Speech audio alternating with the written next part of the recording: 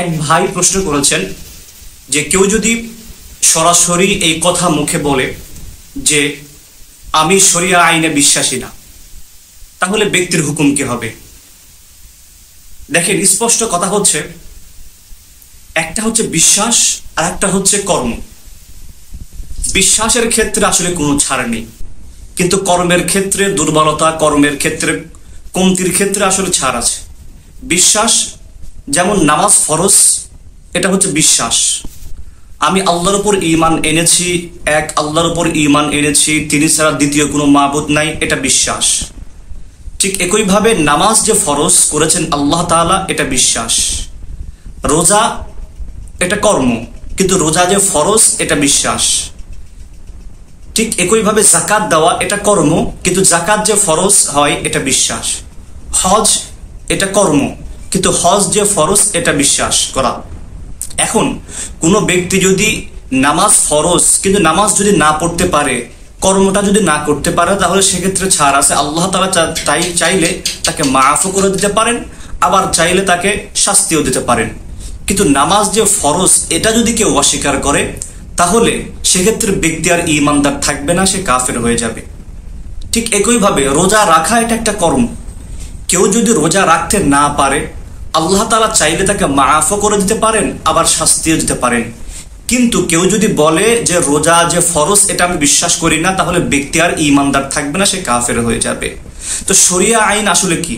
শরিয়া আইন তো এগুলাই, নামাজ ফরজ হওয়া, যাকাত দেওয়া, রোজা রাখা, এগুলাই তো শরিয়া আইন। ইসলামের বিধান আছে মদ হারাম, এটাকে হারাম বলা, এটাকে বৈধ না বলা। জেনা আল্লাহ তাআলা হারাম করেছেন, এটাকে হারামি বলা এবং এটাকে বৈধ না বলা, এগুলাই তো শরিয়া আইন। কেউ চুরি করলে তাকে পর্যাপ্ত শাস্তি দেওয়া, হাত কর্তন করা, এগুলোই তো শরিয়া আইন। নামাজ, রোজা, হজ, যাকাত, এগুলোই হচ্ছে শরিয়া আইন। এর বাহিরে তো অন্য কিছু শরিয়া আইন না। এখন কেউ যদি বলে যে আমি শরিয়া আইনে বিশ্বাসী না, তার মানে সে যদি মিন করে যে রোজা যে ফরজ এটাতে সে বিশ্বাসী না, নামাজ যে ফরজ এটাতে সে বিশ্বাসী না, তাহলে ব্যক্তি আর ঈমানদার থাকার সুযোগ নাই, ব্যক্তি কাফের এবং মুরতাদ হয়ে যাবে। সুতরাং দুইটার ভিতরে পার্থক্য বুঝলে ফতোয়া আপনারা নিজেরাই দিতে পারবেন। কেউ যদি নামাজ পড়তে না পারে, তাহলে ব্যক্তি কাফের হয়ে যাবে না, ব্যক্তি ফাসিক। কিন্তু কেউ যদি বলে সে নামাজে বিশ্বাসী না, রোজাতে বিশ্বাসী না, এই যে শরিয়া আইনগুলোতে সে বিশ্বাসী না, তাহলে ব্যক্তির আর ঈমানদার থাকার সুযোগ নাই। সুতরাং এমন কথা কেউ যদি বলে যে আমরা শরিয়া আইনে বিশ্বাসী না, তাহলে তার ক্ষেত্রে কুফরির হুকুম প্রযোজ্য হবে।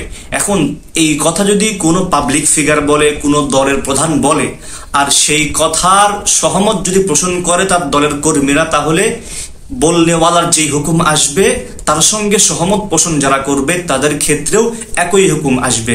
সুতরাং এই কথা যে কুফরি কথা, এ ব্যাপারে কোনো সন্দেহ নেই। সুতরাং এই কথা যে বলেছে, অবশ্যই তার ঈমান নবায়ন করা উচিত, তাওবা করা উচিত। আর এই কথার সঙ্গে কোনোভাবেই কোনো ব্যক্তির সহমত পোষণ করার সুযোগ নাই। কেউ যদি সহমত পোষণ করে, তাহলে সেও কাফের হয়ে যাবে, মুরতাদ হয়ে যাবে। সুতরাং ব্যক্তিকে ফলো করার ক্ষেত্রে সাবধান থাকা উচিত যে আমরা কাকে ফলো করছি, তার কথা এবং কর্ম আসলে কোন দিকে যাচ্ছে। আমার রাজনীতি যেন আমাকে বেঈমান না বানায়। কাউকে ফলো করা, কাউকে অনুসরণ করার ক্ষেত্রে যেন আমি কাফের না হয়ে যাই। প্রত্যেকটা ব্যক্তিকে অনুসরণ এবং ফলো করার ক্ষেত্রে সতর্ক থাকা উচিত। আল্লাহ তাআলা আমাদেরকে ঈমান বিধ্বংসী বিশ্বাস এবং কথা থেকে হেফাজত করুক। আমিন।